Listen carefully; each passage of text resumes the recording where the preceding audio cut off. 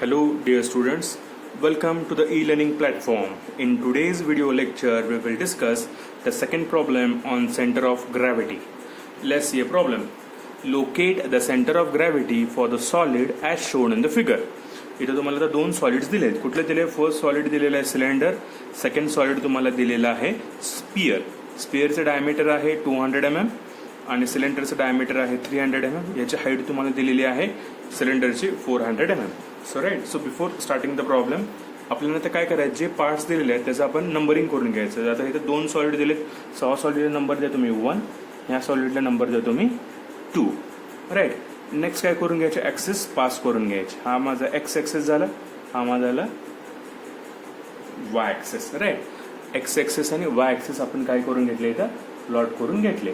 त्यानंतर आपल्याला नेक्स्ट काय करायचं, आता इथं प्रत्येक वेळी आपल्याला आता फिगरमध्ये पहिला पार्टला आपण सिलेंडर दिले, सेकंड पार्टला आपण दिले ना स्पियर. राईट, सो आपल्याला आता प्रॉब्लेम सॉल्व्ह करायचा. सो प्रॉब्लेम सॉल्व्ह करायचा कसा बघा. आता आपल्याला त्यानंतर काय काढायचं, व्हॉल्यूम काढायचं. So part 1, volume of part 1 that is cylinder. So आता सिलेंडरचं व्हॉल्यूमचं फॉर्म्युला काय हे तुम्हाला विद्यार्थ्यांना पाठ असणं गरजेचं आहे किंवा माहीत असणं गरजेचं आहे. राईट, सो त्याचा फॉर्म्युला काय आहे, सिलेंडरचा pi R square into H. Right, काय आलं formula, pi R square into H. So pi into R किती आलं, डायमीटर 30 म्हणल्यानंतर रेडियस किती आला 150 आर स्क्वेअर इंटू एच किती आहे total height 400 equal to. So ती व्हॅल्यू तुम्ही कॅल्क्युलेटरमध्ये कॅल्क्युलेट करून घ्या. राईट, सो पाय इंटू 150चा स्क्वेअर इंटू 400. सो व्हॅल्यू किती आली त्याची 28. ह्या साईडला B1 equal to 28274 333.88 mm cube. Right, आता नेक्स्ट काय काढायचं आपल्याला, volume of part 2 that is sphere. आता स्पियरचा फॉर्म्युला सुद्धा तुम्हाला माहित असणं गरजेचं आहे. सो त्याचा फॉर्म्युला काय आहे, स्पियरचा पाय 4/3 पाय आर क्यूब. त्याचा फॉर्म्युला काय आपला 4/3 पाय आर क्यूब. सो ते फॉर्म्युला लिहा देतं 4/3 pi R cube. So 4/3 into pi into आरची व्हॅल्यू किती आहे, आता स्पियरला आहे डायमीटर त्याचं 200 आहे म्हणजे त्याचा रेडियस किती आला 100 into R cube equal to. Right, so ती आता व्हॅल्यू आपल्याला काय करायची, इथं कॅल्क्युलेट करायचे. सो ती व्हॅल्यू कॅल्क्युलेट करून घ्या. राईट, 4/3 पहिला येते ते कॅल्क्युलेट करा इंटू पाय इंटू आर किती 100चा क्यूब. किती आली व्हॅल्यू बघा ती 4,188,790.205 mm क्यूब. राईट, नेक्स्ट आपल्याला काय काढायचं, आता टोटल व्हॉल्यूम काढायचं. टोटल व्हॉल्यूम काय V that is V1 plus V2. So V1 किती आपला 28,274,333.88 प्लस 41,88,790.205 याची ॲडिशन करा. आता हे आपलं ऑलरेडी आहे आन्सर, प्लस मी करतो 28,274,333.88. आन्सर किती आलं आपलं ते टोटल व्हॉल्यूमचं 32463124.08 mm क्यूब. राईट, हे आपल्याला मिळालं. आता नेक्स्ट आपल्याला इथं बघितल्यानंतर ही जी काय व्हॅल्यू आहे, याचा का पार्ट आहे, हा काय वाय ऍक्सिसला काय सिमेट्रिक आहे. कसा आहे, वाय ऍक्सिसला सिमेट्रिक. सो आपल्याला इथं वाय ऍक्सिसला आपल्याला सिमेट्रिक असल्यावर आपल्याला इथं एक्स बारची जी काय व्हॅल्यू आहे सो आपल्याला डायरेक्टली मिळणार आहे. राईट, कसं मिळणार आहे का, कारण as the given composite solid is symmetric about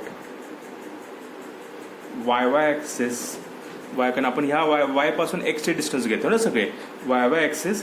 So CZ, that is center of gravity, lies on the axis of symmetry. म्हणजे याला आपण काय म्हणणार आहे, ॲक्सिस ऑफ सिमेट्री.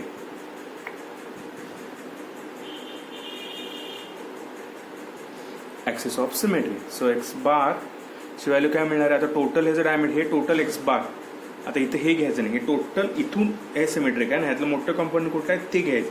किती आहे, D/2 घ्यायचं, D/2, that is 300/2, 150 mm. So therefore X bar आपल्याला किती मिळालं, 150 mm मिळालं. राईट, कळलं.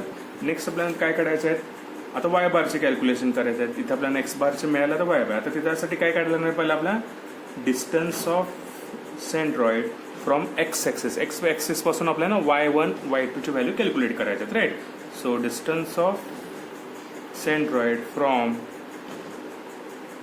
वाय ॲक्सिस, आता y1 सिलेंडर असल्यामुळं त्याची आता वायची व्हॅल्यू कसं असणार आहे, ती व्हॅल्यू आपल्याला ते काढायची आहे. वायची व्हॅल्यू इथून आपली काय असणार आहे, y1 असणार. राईट, सो सिलेंडर असल्यामुळे त्याची वायची व्हॅल्यू काय, h/2. h म्हणजे काय, हाईट/2. सो h/2, त्याची हाईट किती आहे टोटल, 400/2, दॅट इज 200 mm. आपल्याला y1 मिळालं. नेक्स्ट y2 म्हणजे हे, सो आपण हे व्हॅल्यू कॅल्क्युलेट करायचे आहे. y2 म्हणजे काय, इथून हे वरचं आणि हे आपल्याला हे ॲडिशन करायला आहे ना. राईट, सो आता स्पिअरसाठी वायची व्हॅल्यू काय आपली r आहे.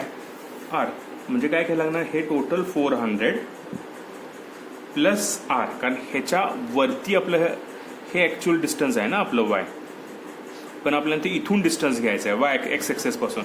सो हे 400 प्लस ह्याचं r किती आहे, त्याचं डायमीटर 200 म्हटल्यानंतर r किती असणार आहे, 100. सो 400 प्लस 100 इक्वल टू त्याची वायची व्हॅल्यू किती येणार आहे आपली, ती व्हॅल्यू आपल्याला आता कॅल्क्युलेट करायची आहे. So total is 500 mm. Right, so आपल्याला इथं y1 पण मिळाला ॲज वेल एज काय मिळालं, y2 मिळालं. राईट, सो आपल्याला ते व्हॅल्यू मिळाले. सो त्यानंतर आपल्याला आता y1 आणि y2 लक्षात आलं का. सिलेंडरला वायची व्हॅल्यू कसं आहे, h/2, कारण हे बेसपासून असल्यामुळे आपण डायरेक्टली h/2 घेतलं. हा ह्याच्या सिलेंडरच्या वर असल्यामुळे आपल्याला तिथे सिलेंडरची हाईट ॲड करायला लागलेली आहे, 400 प्लस स्पिअरचं r, म्हणून आपण ते केलं. नेक्स्ट आता काय करायचं आहे, वाय बारचं कॅल्क्युलेशन. वाय बार म्हणजे काय, तर V1 y1 plus V2 y2 upon v. So volume किती आहे आपलं, V1 किती आहे बघा, ते इथेला 28274,333.88 इंटू y1.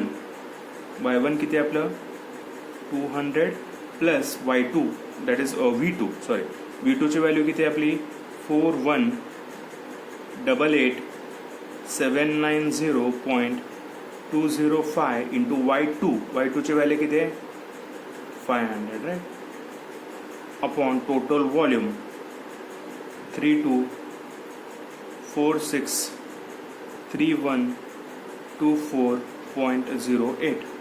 सो ती व्हॅल्यू कॅल्क्युलेट करा, आपल्याला वाय बार मिळेल. Right, 28,274,333.88 into 200 plus 41,790.205 0.205 into 500 divided by 32 total volume किती आहे, 32,463,124.08. तर किती आलं वाय बार, 180.64 mm. राईट, सो ती व्हॅल्यू परत कॅल्क्युलेट किती होते बघा, ही आपल्याला टोटल आलेलं आहे. सो कॅल्क्युलेटरमध्ये व्यवस्थित कॅल्क्युलेशन करा, परत एकदा क्रॉस व्हेरीफाय. 28,274,333.88 28,274,333.88 इंटू y1 ची व्हॅल्यू किती आहे आपली, 200. राईट, प्लस 41,88790.205 205 इंटू y2 ची व्हॅल्यू किती आहे आपली 500 डिवायडेड बाय टोटल एरिया 32463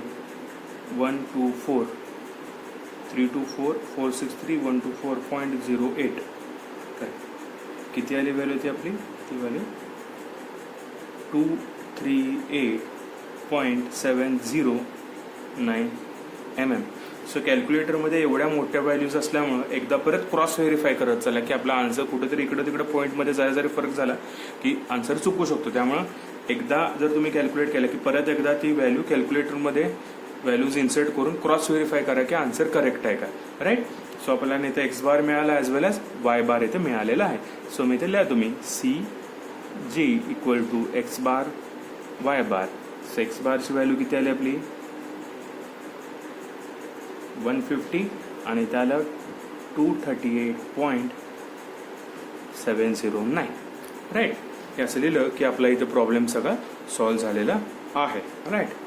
इथं प्रत्येक ह्याला मात्र तुम्हाला व्हॉल्यूमचे कॅल्क्युलेशन्स व्हॉल्यूमचा फॉर्म्युला काय माहीत असणं गरजेचं आहे.